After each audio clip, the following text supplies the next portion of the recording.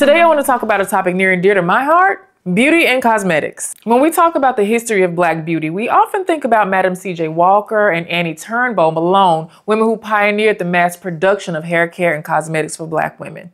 These products weren't just about looking good, they were about reclaiming identity, self-worth, and dignity in a world that often refused to see Black women as simply beautiful. Sojourner Truth once asked, "Ain't I a woman?" And the answer was and always has been yes, Black women deserve to feel beautiful too, but for decades, mainstream beauty brands ignored us. Our skin tones weren't considered beautiful. Our hair texture wasn't acknowledged. Black beauty wasn't commodified until retailers saw how much money Black people were spending on our own beauty.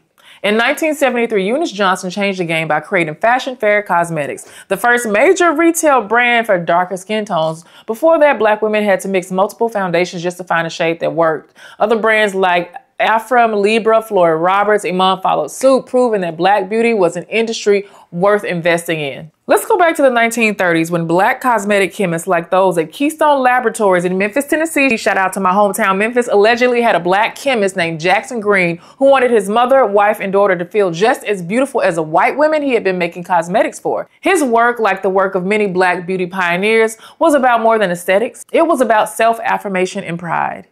They create powders, rouges, hair treatments designed for our unique tones and textures. But when it came time to sell the products, they weren't welcome in the department stores. Black beauty products were often sold in independent shops that carried a variety of other goods, including personal care, household items, and a lot of spiritual items.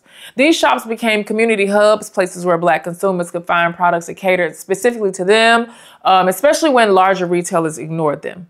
Now, this wasn't a coincidence. Beauty and spirituality have always been intertwined in the Black experience. Our ancestors understood that adorning oneself wasn't just about looking good, it was about empowerment and protection and self-expression.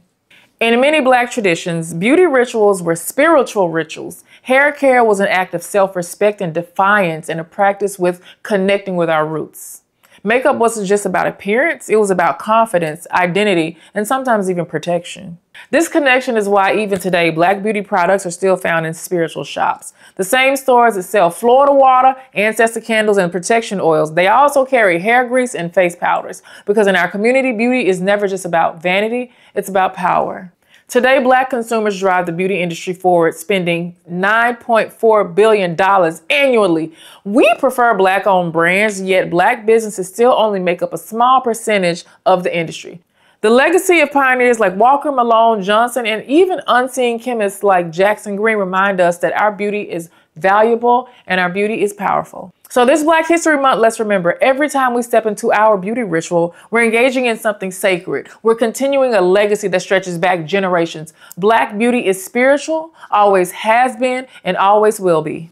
My name is Naja Hall, founder of this series and Naja Hall Beauty, a brand built especially for people who see and love color.